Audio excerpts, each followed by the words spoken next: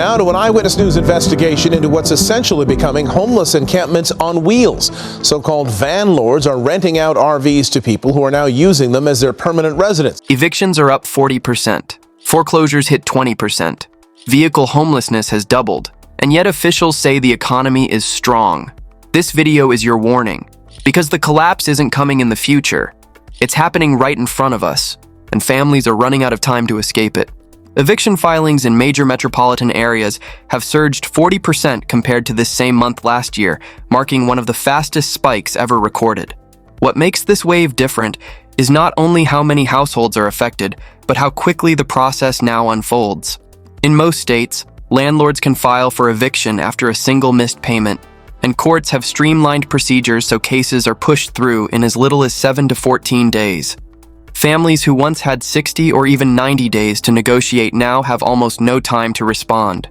Nearly 1 in 8 renters nationwide are currently behind on payments, according to recent housing surveys. In cities like Phoenix, Atlanta, Dallas, and Tampa, filings have reached levels typically seen only after natural disasters or recessions. The Federal Reserve reports that over 22 million renters are considered rent-burdened, spending more than 30% of income on housing. And for 11 million, the percentage is above 50%. This means any job loss, medical bill, car repair, or emergency can trigger immediate displacement. Shelter systems are already beyond capacity, with some states reporting 90 to 95% occupancy, leaving thousands of eviction victims with nowhere to go. This rapid rise in evictions is not an isolated trend. It is the early signal of a nationwide housing destabilization. Each filing represents a family losing stability, income, community, and the foundation needed to recover. Foreclosure rates rising to 20% last month, up from 18% the month before, mark one of the sharpest month-to-month increases since the Great Recession. What makes this especially alarming is the profile of homeowners now falling behind. These are not speculative buyers or investors with risky loans. Many are middle-class families with fixed-rate mortgages who simply cannot keep up with rising costs in every direction. Insurance premiums in states like Florida and California have doubled or tripled. Utility bills have increased 20 to 40% year over year. Property taxes in high-growth counties climbed sharply as home values inflated. For a household already operating on a thin margin, a $300 to $500 jump in escrow payments is enough to push them into delinquency. National mortgage data shows that 1 in 5 homeowners are one missed paycheck away from falling behind. And once a homeowner becomes 30 days delinquent, the timeline accelerates quickly. At 90 days, foreclosure proceedings often begin automatically. The ripple effects extend outward. When foreclosures rise, home values drop in those neighborhoods, tightening access to home equity loans that many Americans rely on for emergencies. Banks also tighten lending standards, making new mortgages harder to obtain. This cycle feeds itself. Falling home ownership, rising rents, and shrinking financial resilience, pulling millions closer to instability. The number of families sleeping in cars, vans, and RVs has doubled since last winter, according to recent outreach counts in major cities. For many, this is the first time they have ever experienced housing insecurity. What makes this surge unique is that it includes families with full-time jobs, children in school, and incomes that once provided stability. In cities like Los Angeles, Denver, Portland, Phoenix, and Miami, vehicle homelessness has grown so quickly that traditional shelters cannot absorb the overflow. Parents try to maintain routines, getting their children to school, preparing meals on camp stoves, charging devices at libraries. But the challenges multiply in colder months. Nighttime temperatures inside a vehicle can fall below freezing. Battery-powered heaters fail after a few hours. Gasoline becomes a daily expense simply to stay warm. Outreach workers report a sharp increase in cases of hypothermia, respiratory infections, and carbon monoxide incidents involving makeshift heating systems. Rising evictions and soaring rents mean families who lose their housing have nowhere to go. Shelters reject applicants with pets, irregular work schedules, or two-parent households. Relatives who might offer temporary housing are often struggling themselves. Vehicle dwelling has become the default option for people who never imagined they would end up here. This is not a fringe issue anymore. It is a mainstream reality for tens of thousands. Over the last 4 months, 2 million Americans lost their jobs, creating one of the fastest employment contractions in modern history. The layoffs are not confined to vulnerable industries. They are sweeping across sectors traditionally considered secure. Tech giants that expanded aggressively during the pandemic have now eliminated tens of thousands of positions. Hospitals and healthcare systems, overwhelmed with demand, have cut staff due to financial strain and reimbursement shortfalls. Even government agencies have furloughed workers during the longest federal shutdown in U.S. history, spanning 36 days. The Bureau of Labor Statistics reports that nearly 4 million workers are now classified as involuntarily part-time, meaning their hours were cut even though they want full-time work. Hour reductions create hidden unemployment, smaller paychecks with the same bills. Meanwhile, job openings are falling, and competition for remaining positions has intensified. The timing of these job losses is catastrophic because they coincide with record-high rent increases. Losing a job in a normal economic year is devastating. Losing one when rents have risen $700 to $1,000 nationwide forces families into impossible financial decisions. Most Americans cannot survive more than 1 month without income. With savings depleted and credit cards maxed, millions now face a countdown from their last paycheck to their first eviction notice. This combination of layoffs plus rent inflation is driving the fastest rise in homelessness in a generation. Across the country, renters opening renewal notices are encountering increases that would have seemed unthinkable just 2 years ago. In markets like Tampa, Austin, Nashville, Phoenix, and Las Vegas, monthly rents have jumped $700, $800, even $1,000 without any corresponding improvement to the property. For many, the letter is not a negotiation. It is an ultimatum. Pay the new rate or vacate within 30 days. This shock comes at a time when wage growth has stalled. National wage reports show that median income has risen only 4%, while rental costs in many metros have risen 18 to 35%. Even renters with steady jobs cannot keep pace. A single parent earning $55,000 a year cannot absorb an unexpected $800 increase. A truck driver grossing $4,000 a month before taxes quickly discovers that rent, utilities, maintenance fees, and insurance now consume nearly the entire paycheck. The most striking change is that these rent increases are hitting people who once considered themselves financially stable: teachers, nurses, tradespeople, service workers, and young professionals. Many are being priced out of cities where they've lived for years. For the first time in decades, working full-time is no longer enough to guarantee housing. When rent rises faster than wages, the math simply stops working.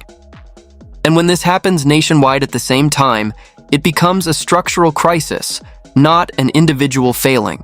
For decades, the American middle class was defined not by wealth, but by stability, the ability to pay rent, keep a car running, and maintain a small financial cushion.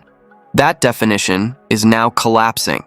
In 2025, housing costs rose so sharply that even workers in historically secure professions, nurses, teachers, truck drivers, mechanics, and government employees, can no longer meet basic housing requirements. A registered nurse in Florida with 10-plus years of trauma center experience now reports needing rental assistance despite earning a full-time salary. Her rent renewal came in $750 higher, pushing her monthly housing costs beyond what her income can support. A truck driver making $4,000 per month before taxes found his new lease demanded almost his entire paycheck once utilities, maintenance fees, and parking were included. He now faces the possibility of living inside the very truck he drives for work. These are not isolated cases. Nationally, 52% of renters say they are spending more than they can sustainably afford.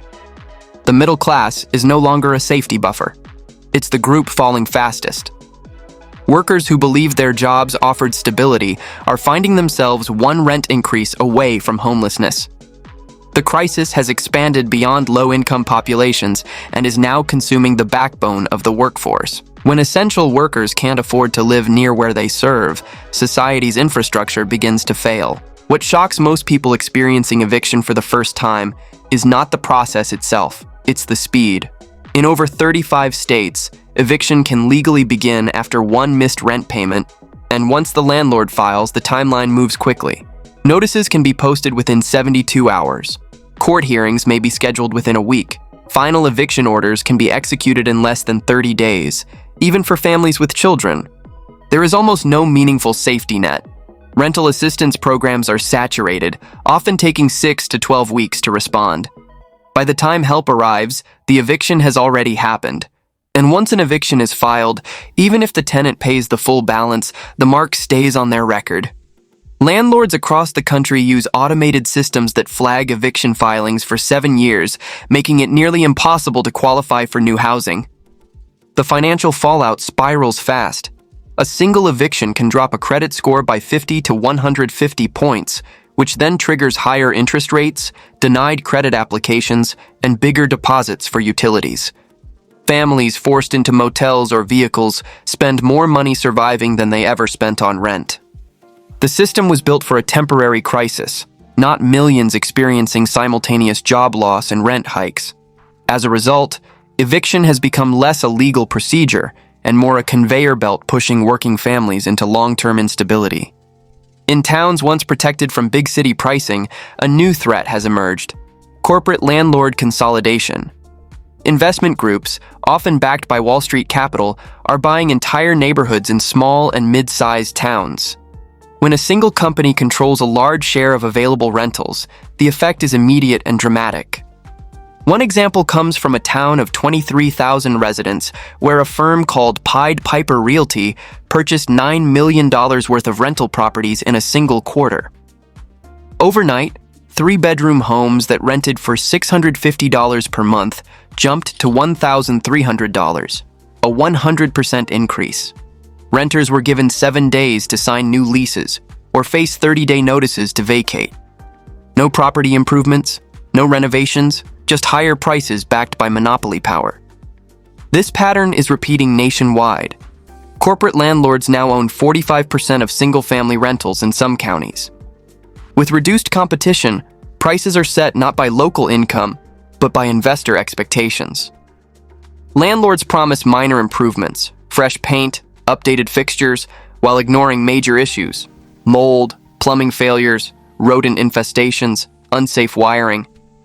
Yet the rent increases are non-negotiable. Traditional renting options shrink dramatically when a few firms control everything. Families hoping to shop around discover every property in their price range is owned by the same company. The result is financial entrapment. Pay the inflated rent or leave town entirely. This is how entire communities are transformed in less than a year.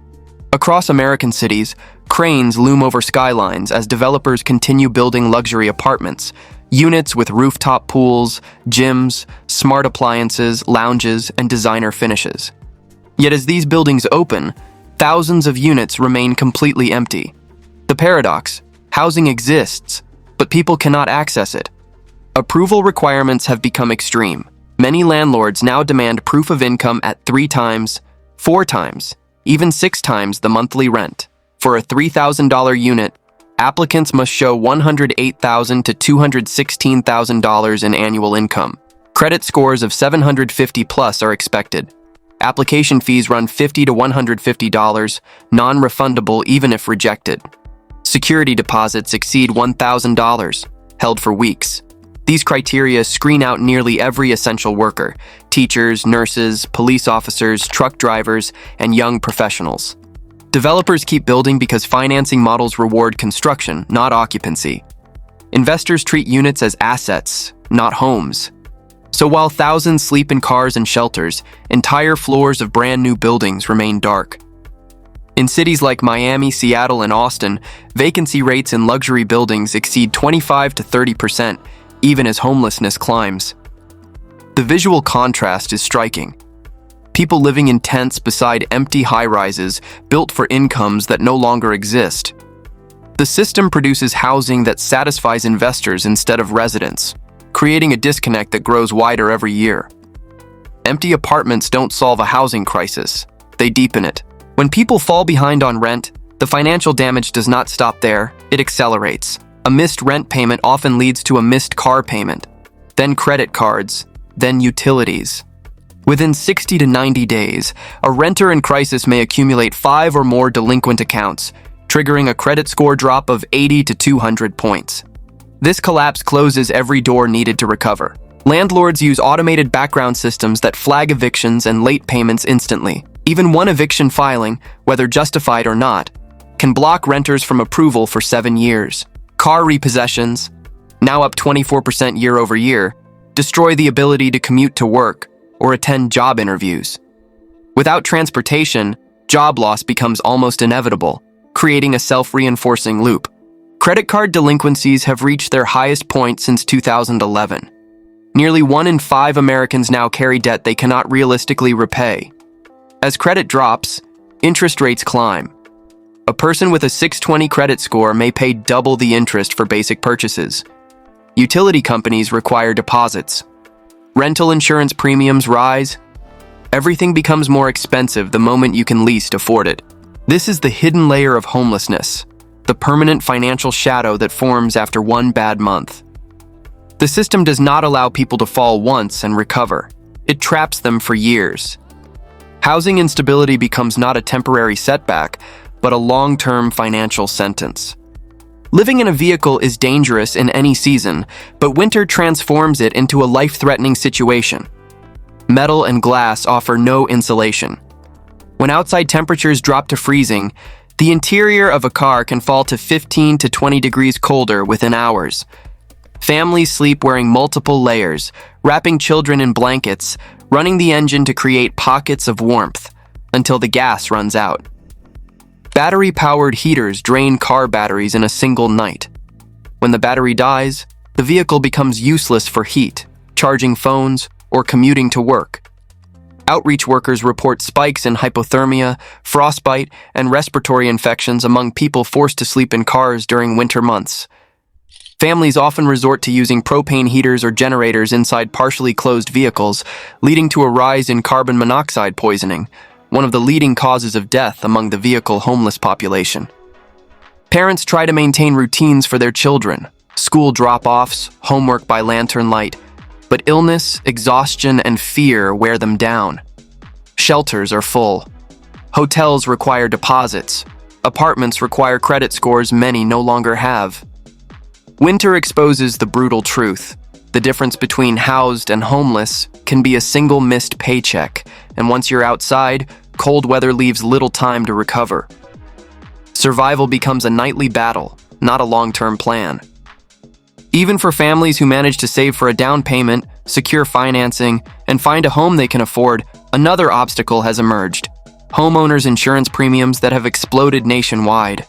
In states like Florida, California, Texas, and Louisiana, insurers are withdrawing from entire regions due to hurricanes, wildfires, and rising repair costs. In Florida alone, more than 15 insurance companies have pulled out since 2021. Homeowners report premiums doubling or tripling within 2 years. A family paying $2,400 annually may now face bills of $6,000 to $9,000, raising monthly mortgage payments by hundreds of dollars. Lenders require insurance as a condition of issuing a mortgage.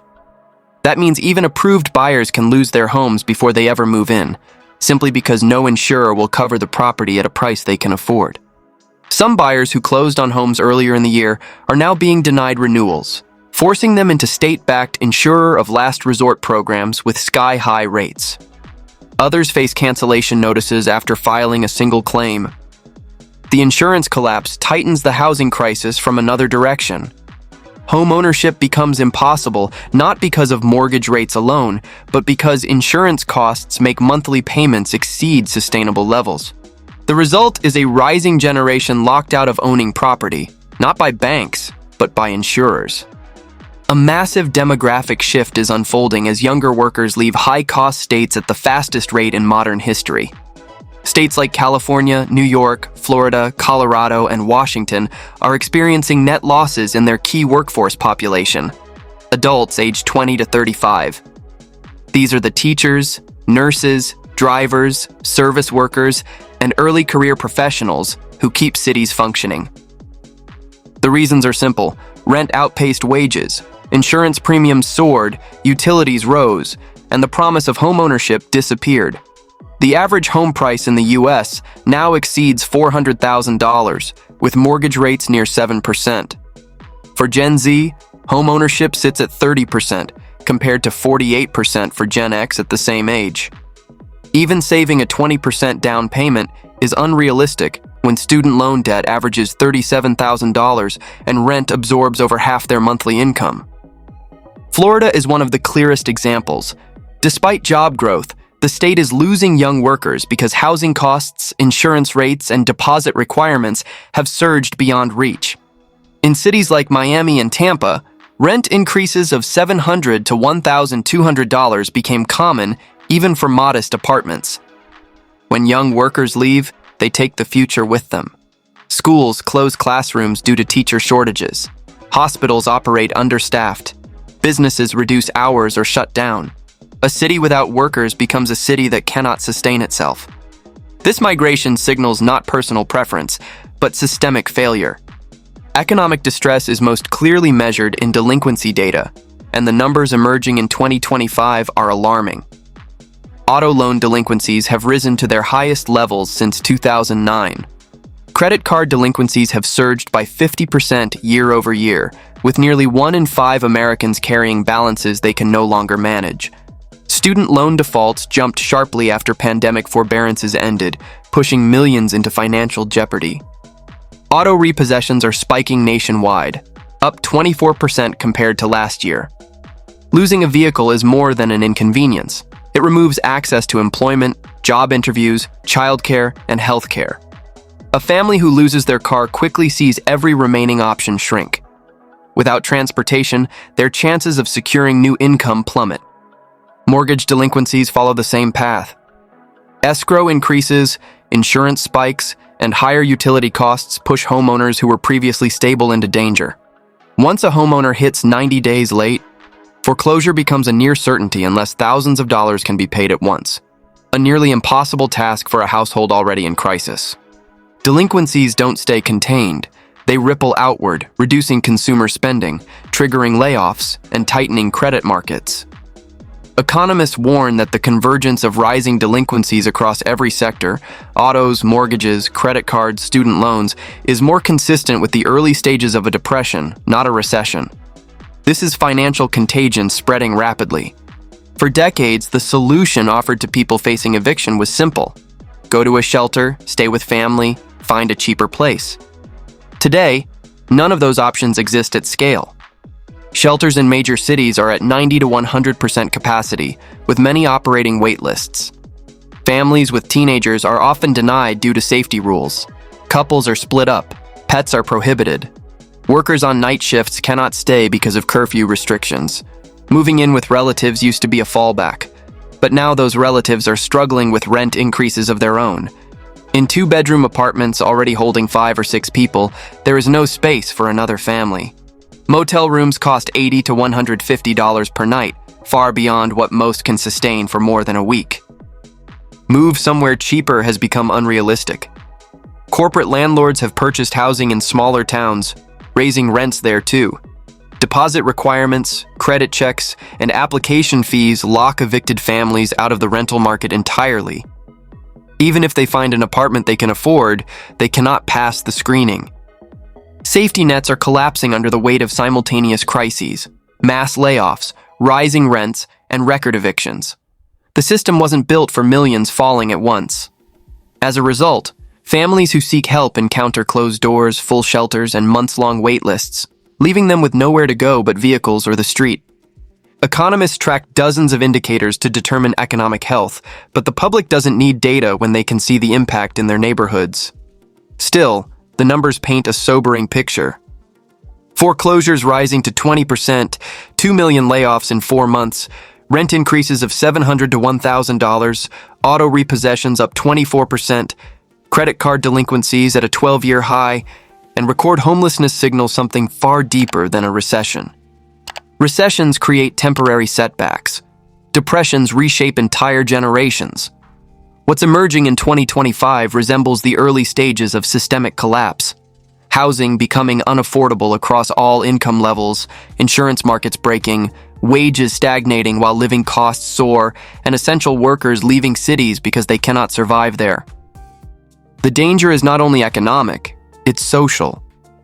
When millions fall at once, community support systems fracture. Friends cannot help friends because they're struggling too. Families cannot take in relatives. Cities cannot subsidize rent for hundreds of thousands at the same time. The normalization of vehicle living, tent encampments, and multifamily overcrowding shows how society adapts to crisis, not how it recovers from it. If winter looks like this, spring will bring even higher eviction rates, more business closures, worker shortages, and deeper instability. This is not a story about individual failure. It is a structural breakdown happening in real time, and millions are caught inside it. The numbers may sound unbelievable, but for millions, this is already reality. Share your experience in the comments so more people understand what's unfolding across the country. And don't miss our next video. It reveals the part of this crisis almost no one is talking about. See you there.